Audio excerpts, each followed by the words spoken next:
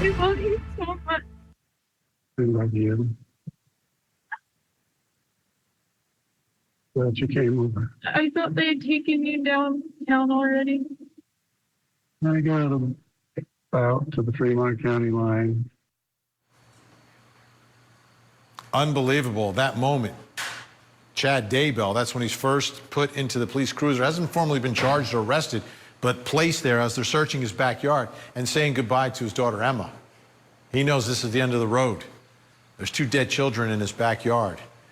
Unbelievable moment. Well, Chad Daybell was back in court today, and so was Kelly Krapf, Court TV legal correspondent, who joins us live tonight from Boise, Idaho. I'm on this side of the country, you're on that side of the country, Kelly. So I understand today was a pretty crazy day inside the courtroom, but you ran into someone afterwards. Well, hi there, Vinny. Yes, I did. So we noticed this morning that there was an addition. We've seen a lot of the same familiar faces here since this trial of Chad Daybell has gotten underway. Today, who did we notice in line this morning? Matt Daybell, Chad Daybell, one of his younger brothers, in line. He came into the courtroom, came in and sat next to Larry and Kay Woodcock, as well as Tammy Daybell's aunt. After court proceedings today, I did have a chance to talk with Matt. And also, I want to note in the beginning, when Matt did walk in, we did notice that Chad Daybell he mouthed to his defense counsel, John Pryor, that that's my brother.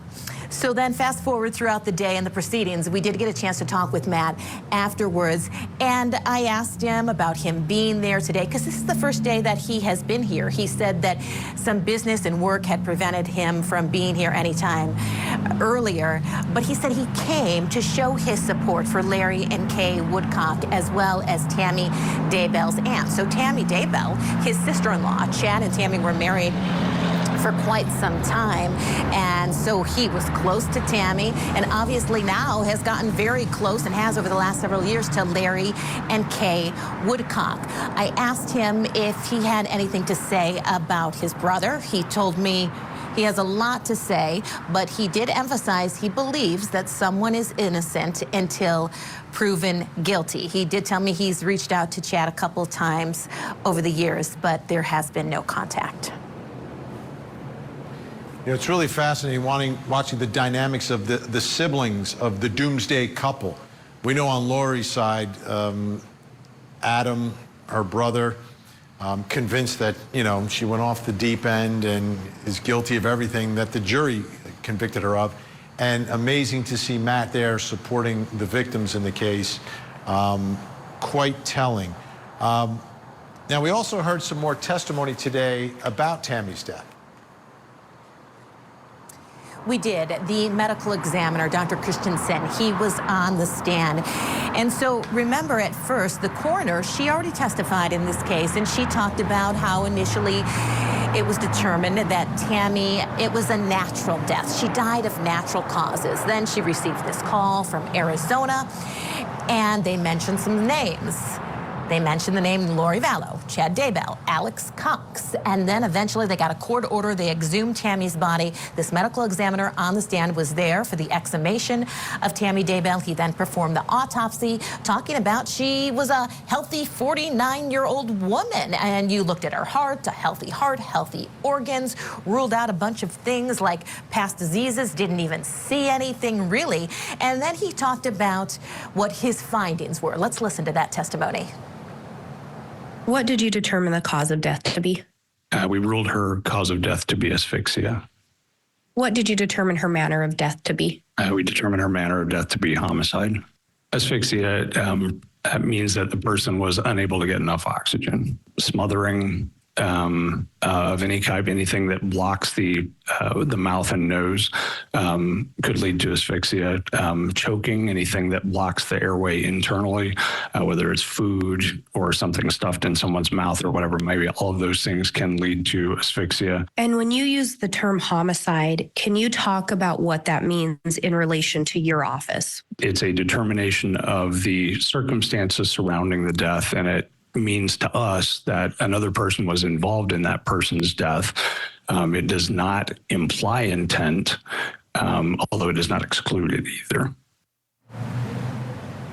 Now, Chad had told people after Tammy had passed that she had vomited and that she had the shakes, as the medical examiner was describing it from the report he looked at, that Chad had said that Tammy had had some fits causing shakes, but he said no background of having seizures that he found in Tammy Daybell, and so then he talked about his findings.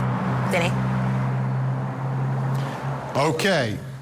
Chad Daybell's neighbor took the stand today.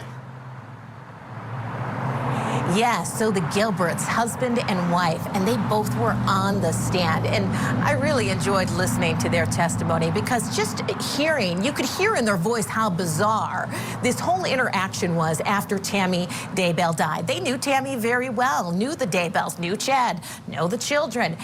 And then after Tammy dies, Chad tells Mrs. Gilbert that he has now met the woman that he is going to marry. She said that she was shocked.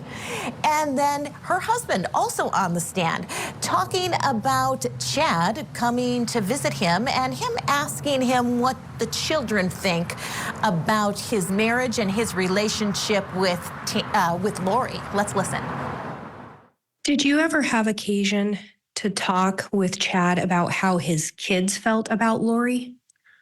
Yes. When we would see him, he would already kind of bring it up himself, that they were fine with Lori, that Tammy had appeared to him in spirit, I don't know, at least twice, and said that she was doing fine and that she understood the plan, that she was going to move on in the spirit world, and then that Chad's mission was to be married to Lori, and that his children were basically becoming fine with that.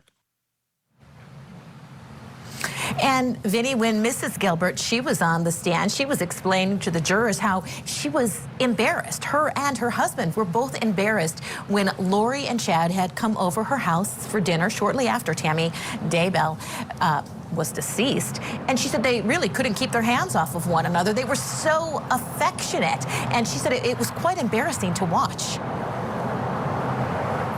Jurors are not going to like that. There's no way you like that. I mean, everyone thinks about, no. Like, we say the term too soon, but this is like too soon to the nth degree. Unreal. How about the insurance broker? What observations did the insurance broker make? You know, I really liked her testimony, too. And again, back to this use of the word bizarre. So it seemed bizarre for the Gilberts and bizarre for the insurance broker as well. She talked about Chad coming in after Tammy Daybell's death. So Tammy Daybell had the insurance coverage for the family.